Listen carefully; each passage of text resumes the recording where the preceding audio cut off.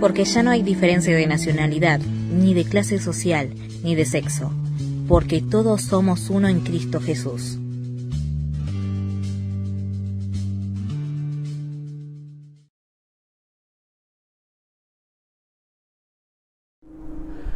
Hola, buen día, buenas tardes, buenas noches, depende de la hora que me estés mirando. Hoy es un día especial, este es el día que hizo el Señor, nos vamos a alegrar en Él. Un día precioso, hay un poquito de viento, estamos acá, Máximo Paz en Cañuelas. Y hoy me toca no solo predicar para la iglesia Pueblo de Dios en Spegazzini, que es la iglesia en la cual estoy trabajando como pastor, sino que también hoy tengo el honor, el lujo de poder predicar para la iglesia de Belén de Escobar también. Me ha invitado el pastor Eduardo, un gran amigo mío, también el pastor Claudio. Bueno, muy agradecido de poder compartir con ustedes este día y compartir esto que es un poco distinto, ¿no? Uno estaría acostumbrado a un lugar con el púlpito, a lo mejor estar un poco más vestido, más elegantes, al tener ciertas cosas alrededor de uno para poder llevar a cabo una reunión, y sin embargo hoy las circunstancias hacen que tengamos que hacerlo de otra manera. Y esto tiene mucho que ver con el texto que elegí para hoy, y tiene mucho que ver con el tema de la adoración y de esta forma de acercarnos a Dios, de estar con Él. Yo, este texto que elegí para hoy, que es el texto que está en el Evangelio de Juan, en el capítulo 4, es uno de mis textos preferidos. Me parece que los grandes discursos de Jesús son buenos a la hora a veces de lo dogmático, ¿no? Como puede ser el Sermón del Monte, o como puede ser el Sermón del Valle, o algunos otros textos más teológicos. Pero me parece que estas conversaciones en privado, en lugares que a lo mejor poco tenían que ver con la adoración para el pueblo de Israel, y con personas que poco tenían que ver con la gente que era considerada más santa o más allegada a las cosas de Dios, parecen ser las que más cosas nos dejan. Obviamente estoy hablando del texto de Jesús y la mujer samaritana. Estamos hablando en este tiempo de cómo podemos hacer para volver al templo, ¿no? Cuando vemos que a lo mejor los pastores, muy bien intencionados, ¿no? Se acercan a grabar al templo y lo hacen atrás de un púlpito y lo hacen como si la gente estuviera ahí alrededor. Y está bien, es una forma. Pero creo que este tiempo puede servir para que nosotros podamos entender que muchas veces tiene poco que ver el lugar donde estamos, y tiene poco que ver el entorno para poder acercarnos a Dios. Bueno, tiene un par de características este texto. Tiene el lugar es poco probable para un judío, ¿no? Como Jesús. Era poco probable. Jesús tenía que ir tenía que volver de Judea a Galilea, y por lo general los judíos tenían la costumbre de pegar una vuelta todo para rodear Samaria, porque no se querían cruzar con los samaritanos. Había una gran división, no solamente religiosa, y hasta el último tiempo siempre hubo una división muy grande, sobre todo por el tema de dónde se debía adorar, ¿no? Si en el monte Gerizim o en el monte de Jerusalén. Los samaritanos al tener solamente el Pentateuco y no tener todo lo que es el texto histórico con la historia de los reyes y de cómo se conquista Jerusalén y cómo Jerusalén llega a ser la capital del reino, no tenían esa visión de Jerusalén como una ciudad santa, sino que por el contrario, ellos adoraban en un monte que está muy cerca de Jerusalén, pero es el monte Gerizim. Ahí donde también estaba el pozo de Jacob. Bueno, no sabemos si es el Jacob bíblico o es otro Jacob, pero la samaritana habla del pozo de Jacob. San Juan capítulo 4. Jesús se enteró de que los fariseos sabían que él estaba haciendo y bautizando más discípulos que Juan, aunque en realidad no era Jesús quien bautizaba, sino sus discípulos. Por eso se fue de Judea y volvió otra vez a Galilea. Como tenía que pasar por Samaria, llegó a un pueblo samaritano llamado Sicar, cerca del terreno que Jacob le había dado a su hijo José. Allí estaba el pozo de Jacob. Jesús, fatigado del camino, se sentó junto al pozo. Era cerca del mediodía. Sus discípulos habían ido al pueblo a comprar comida. En eso llegó a sacar agua una mujer de Samaria y Jesús le dijo: «Dame un poco de agua». Pero como los judíos no usan nada en común con los samaritanos, la mujer le respondió: ¿Cómo se te ocurre pedirme agua si tú eres judío y yo soy samaritana? Si supieras lo que Dios puede dar y conocieras al que te está pidiendo agua, contestó Jesús, tú le habrías pedido a él, y él te habría dado agua que da vida. Señor, ni siquiera tienes con qué sacar agua, y el pozo es muy hondo. ¿De dónde pues vas a sacar esa agua que da vida? ¿Acaso eres tú superior a nuestro padre Jacob, que nos dejó este pozo del cual bebieron él, sus hijos y su ganado? Todo el que beba de esta agua volverá a tener sed. Respondió Jesús. Pero el que beba del agua que yo le daré, no volverá a tener sed jamás, sino que dentro de él esa agua se convertirá en un manantial del que brotará vida eterna. Señor, dame de esa agua para que no vuelva a tener sed ni siga viniendo aquí a sacarla. Ve a llamar a tu esposo y vuelve acá. Le dijo Jesús. No tengo esposo. Respondió la mujer. Bien has dicho que no tienes esposo. Es cierto que has tenido 5, y el que ahora tienes no es tu esposo. En esto has dicho la verdad. Señor, me doy cuenta de que tú eres profeta. Nuestros antepasados adoraron en este monte, pero ustedes, los judíos, dicen que el lugar donde debemos adorar está en Jerusalén. Créeme, mujer, que se acerca la hora en que ni en este monte, ni en Jerusalén, adorarán ustedes al Padre. Ahora ustedes adoran lo que no conocen. Nosotros adoramos lo que conocemos, porque la salvación proviene de los judíos. Pero se acerca la hora, y ha llegado ya, en que los verdaderos adoradores rendirán culto al Padre en espíritu y en verdad. Porque así quiere el Padre que sean los que le adoren. Dios es espíritu, y quienes lo adoran deben hacerlo en espíritu y en verdad. Sé que viene el Mesías, al que llaman el Cristo. Respondió la mujer. Cuando Él venga, nos explicará todas las cosas. Ese soy yo, el que habla contigo. Le dijo Jesús.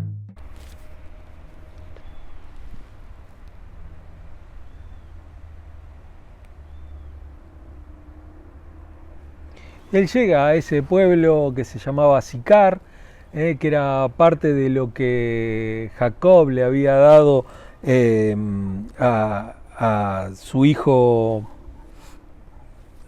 Jacob le había dado a su hijo José, aquel que fuera después el primer ministro de Egipto, ¿no es cierto? Y es muy, muy interesante que la hora que Jesús pasaba por ese lugar, la hora del mediodía, una hora donde a veces el calor aprieta, y bueno,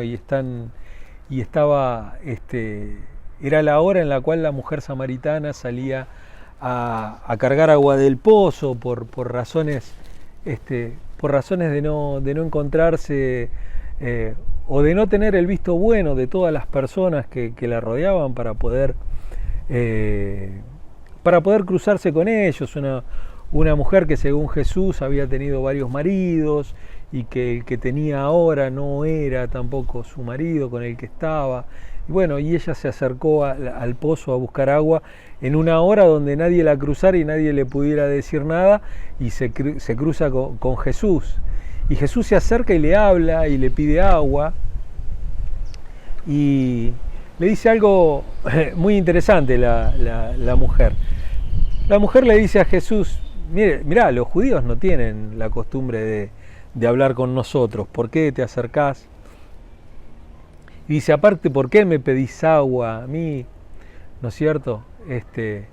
Y él le habla de esa agua que él da, que calma la sed para siempre, que es una calma infinita, que es una calma permanente. Hay un gozo permanente con el agua que da Jesús. Él dice, cualquiera que beba de este pozo volverá a tener sed, pero aquel que beba del agua que yo le daré, ¿no es cierto? Esa agua que habla de la conversión, que habla de la limpieza, que habla de la purificación, de la santificación por medio de Cristo, que limpia todos los pecados, que limpia toda la maldad y que quita todo impedimento. Ella le dice, ¿con qué agua con qué lo vas a poder sacar si no tenés una olla, no tenés un balde para sacar, no tenés un jarro para poder sacar el agua? Entonces él le hace esa explicación tan grande, y después ella encara hacia el lado de lo teológico, ¿no? Bueno, ¿dónde hay que adorar? Hay que adorar en este templo, en este monte o en el otro, porque ustedes adoran en Jerusalén y nosotros adoramos en Gerizim.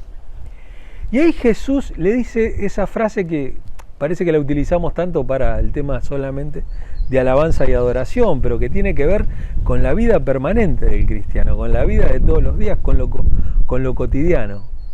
Y es, mirá, este es el tiempo, ahora es, a partir de este momento que yo estoy acá, es el momento en el que Dios ya no se va a manifestar en el monte de Jerusalén, ni lo va a hacer en Gerizim.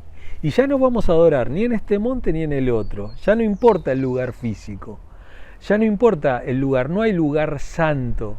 Porque todos sabemos lo que dice el Salmo, que de Dios es la tierra y los que en ella habitan. O sea que no hay lugares, digamos, no consagrados. Toda la tierra está consagrada a Dios porque le pertenece por creación, por ser el Dios del universo. Y él le dice, mirá, no vamos a adorar más ni en este monte ni en el otro, sino que los verdaderos adoradores ahora van a adorar en espíritu y en verdad. Van a adorar a partir de la palabra de Dios, a partir de un corazón sincero, a partir de una actitud sincera. Lo que más vale dentro de la vida cristiana a veces es la actitud del corazón, ¿no es cierto? Dice el apóstol Pablo que Jesús, cuando vuelva, va a juzgarnos según las intenciones del corazón, ¿no es cierto? Que solamente Él puede ver y puede escudriñar, puede ver los verdaderos motivos y las verdaderas razones. Y por medio de este texto, lo que entendemos es que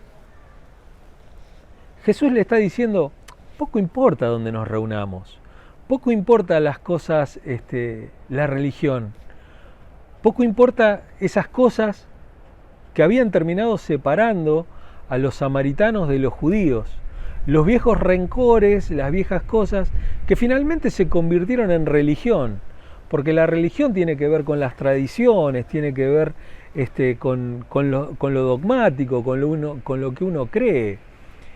Y poco tiene que ver con lo que uno siente en el corazón, poco tiene que ver con las verdaderas relaciones con las personas.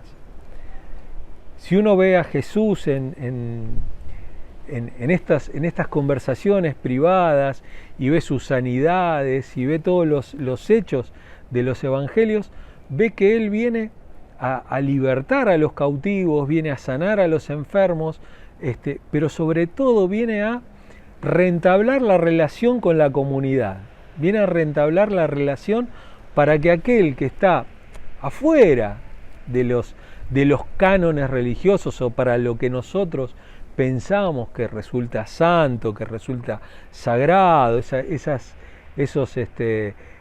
serpientes de oro que tenemos, esas serpientes de bronce que tenemos, esas arcas que tenemos que las adoramos, ¿no es cierto? Esos templos que tenemos que los adoramos, poco importan a la hora de relacionarnos, porque no importa cómo estás, no importa si estás,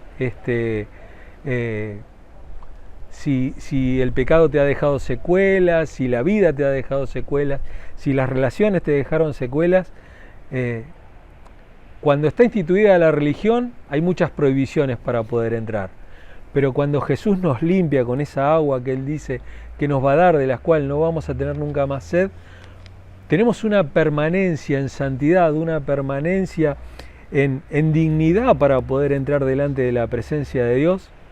Justamente ayer estaba escuchando a alguien que hablaba y le hablaba a los jóvenes, muy bien intencionado, todo muy bien, ¿no? Y decía, bueno, en el Antiguo Testamento no podían hablar con Dios directamente, tenían que hacerlo por medio de un sacrificio, por medio del sacerdote, por medio de un mediador. Y alguien me vino a preguntar, me dijo, ¿esto es así? Y yo le dije, ¿y vos creés que nosotros hablamos mucho más cercano que lo que hablaba Moisés o lo que hablaba Abraham? Digo, la relación que tenía Abraham con Dios, que hablaba como si fuera con un amigo, que se come un asado con Dios, que tiene un contacto directo, con Jacob, que pelea, que se enoja, que discute, con Moisés, ¿no es cierto?, que ve la mano de Dios poderosa, que habla desde una zarza, que habla de esto. Digo, nosotros tenemos algo mayor que eso. Dios siempre ha tenido la intención de comunicarse con nosotros y no nos ha puesto impedimentos. A lo mejor esas reglas que Él ponía después eran utilizadas por los hombres, precisamente para oprimir a los que no podían llegar a una estatura o a un ideal que ellos tenían. El ideal es Cristo, el ideal es Él, el ideal es tener una relación con Él, lo ideal es estar con Él. Digo, está bien el templo, seguramente vamos a volver al templo y vamos a tener un domingo, 1 hora y media, 2 horas, y nos vamos a saludar y nos vamos a ver, y está bueno para nuestra comunión. Pero la relación con Dios es en cualquier lado, en cualquier lugar. En este momento, esta palabra está llegando a miles. Está ahí dispuesta para en una forma virtual, en una forma potencial, pueda llegar a millones de personas. Y es una forma, y está bien. Entonces, me parece que sería bueno que meditemos qué pasaría si hoy Jesús se apareciera en el medio de la pandemia, ¿no? Y le dijéramos, ¿cómo es la cosa? Porque no podemos adorar en el templo, no podemos ir. ¿Dónde adoramos? ¿Adoramos acá? ¿Adoramos allá?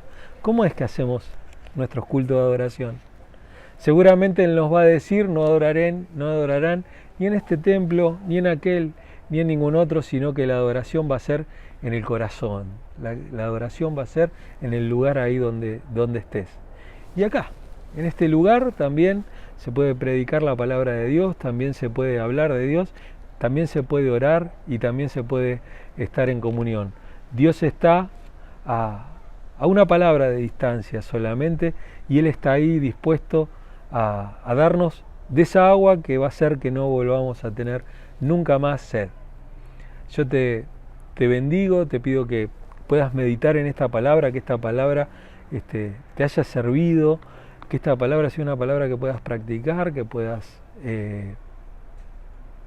puedas compartir también. Te pido que te suscribas, te pido que le des un me gusta, que mandes tus comentarios, que nos mandes cómo te sentiste con estas cosas, y bueno, y que Dios te dé un día precioso, un día hermoso para poder disfrutarlo en familia y para poder disfrutarlo con tus seres queridos, y si estás en cuarentena y estás solo, que lo puedas disfrutar con la compañía de Dios, porque Él nos ha prometido que va a estar con nosotros para siempre. Así que eso es una promesa y Él no rompe sus promesas. Muchas gracias por habernos acompañado, muchas gracias. Desde ya le mando un abrazo enorme a toda la iglesia de Belén de Escobar, un abrazo también para nuestra iglesia, para la iglesia Pueblo de Dios, y bueno, siéntanse en libertad de compartirlo y de levantarlo, y lo mismo le digo a cualquier otra iglesia que necesite también tener sermones. Están libres, no tienen que pedir ningún permiso ni hacer nada. Esto es de gracia. Que Dios los bendiga y nos vemos en la próxima. Porque ya no hay diferencia de nacionalidad, ni de clase social, ni de sexo, porque todos somos uno en Cristo Jesús.